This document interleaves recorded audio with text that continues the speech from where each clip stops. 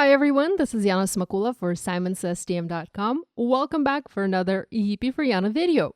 Today I'm going to show you how you can use your old supplies that you already have, and by these I actually mean coordinating dies or regular dies, in a new and unique way with the help of Spellbinders Glimmer Hot Foil system. Let's dive right in. The Glimmer Hot Foil system is basically an add-on to your die cutting machine that lets you add foiled effects to your handmade projects with the help of metal, be it etched dies or hot foil plates. I'm going to stop you right there if you think this is like Mink or a laminator and that you will be able to use your laminator foils or your laminator machine in a similar way. You will not. This is a completely different technology, and I'm going to explain everything briefly in this video. I've plugged my Glimmer in, I turned it on, and while the machine is heating up, I'm going to talk a little bit about what it is and how you can use it. Today I will be foiling with my coordinating dies. I have this stained glass greeting stamp and die set from last year from Simon Says Stamp, and I'm going to use it to make a clean and simple holiday card. I will silver heat emboss my sentiment on the card, and I will also add a silver hot foiled outline with the help of a coordinating die around my embossed sentiment. So I'm going to use a coordinating die, but I'm not going to do any die cutting with its help. Instead, I'm going to foil. Let me show you how this is done. I'm arranging the dies, the coordinating dies that I want to use, on my Glimmer Hot Foil platform.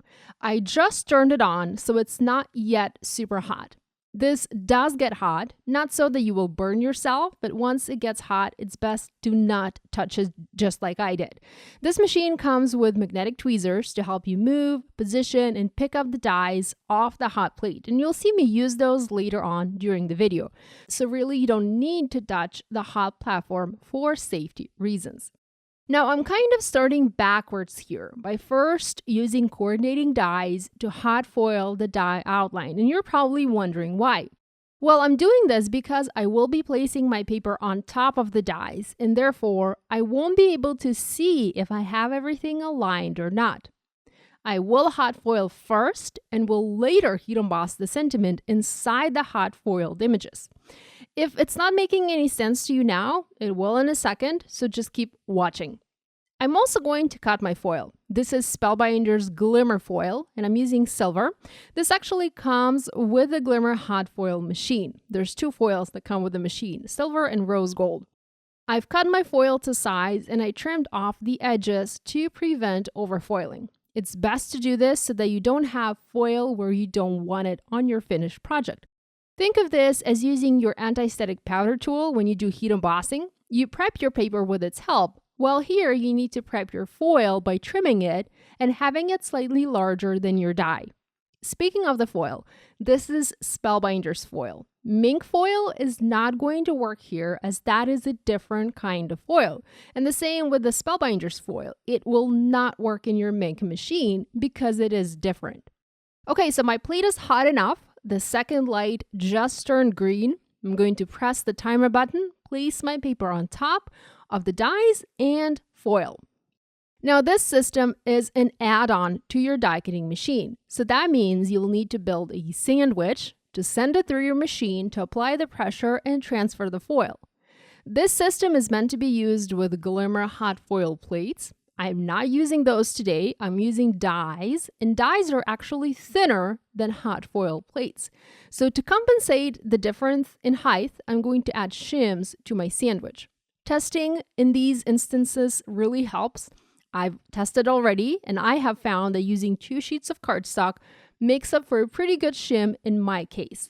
So I've added the cardstock shims. Next, I'm going to add the 2 plates, or shims as they call them, and they do come with the Glimmer machine. Now, it all might seem complicated to you right now, but once you start using the machine, it will all become much easier. Think of this as using a die cutting machine. When you first watched a die cutting machine video, all of the plates and the shims and the mats and whatnot, you probably felt overwhelmed because it seemed so much. And you're probably feeling the same way about Glimmer right now, but I promise you it's actually easy to use once you get to know this machine. So to be able to use this tool, you'll need to have a die cutting machine. The final step here is to send the sandwich through the die cutting machine to apply the pressure and back.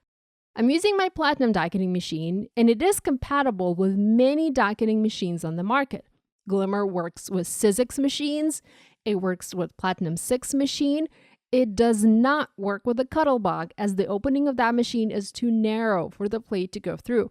Most machines that take steel rule dies, the thick dies, will work with the Glimmer Hot Foil system. Now let the magic happen. Voila! We have a gorgeous Peace and Joy foiled outline on our paper. Quite impressive, isn't it? Imagine foiling with all of the coordinating dies or regular dies that you have in your stash. There's like a world of options here. By the way, those are the tweezers that I mentioned. There's a magnet embedded in them to help you pick up your dies and move them from the Glimmer machine without burning your fingers. And there's also a silicone cooling pad that you can place those on to let them sit and cool. The next step in our card making process today is to remove the overfoiling. Overfoiling happens when you apply too much pressure, and this is why with the etched dies, it's important to test how many shims you need to add to get those best possible foil transfers. Anytime I have overfoiling happening, I just use my sanding eraser to erase the extra foil, and it works like a charm. Now that my foiling is done, it's time to heat emboss the coordinating stamped sentiment inside the foiled message. This is like a whole new way to make cards. Usually, we use coordinating dies after we stamp to cut the image out, but here I'm doing the opposite. I'm using stamps as the last step. To make it easier, I'm using my Mini Misty tool to be able to perfectly stamp these. I'm going to prep my paper for heat embossing. I'm going to ink up my stamps with Versamark clear sticky ink, stamp them, and cover with silver embossing powder. The next step is to heat set the powder and melt it, and boom, we have a gorgeous, clean and simple design in no time. I did not hot foil this perfectly in the center of my panel, so I'm going to trim it down slightly to have the sentiments centered on my card. Next, I foam mounted this panel onto an A2 white side folding card base, and finally I'm going to add some embellishments. I've already stamped, colored, and cut out 3 holly leaf clusters from this Merry and Bright stamp set, and I've also added a bunch of jewels from Pretty Pink Posh to spice this card up. I hope you guys will give this idea a try using these or other stamps and dies from your stash and the Spellbinders Glimmer Hot Foil system. If you do, remember to share online and tag us on social media. We always love seeing what you guys are making. On the screen, there is a link to a playlist with all of my videos featuring Simon Says Stamp products. Subscribe now not to miss any new card making tutorials. Thanks for watching. I love you guys, and I'll see you next week.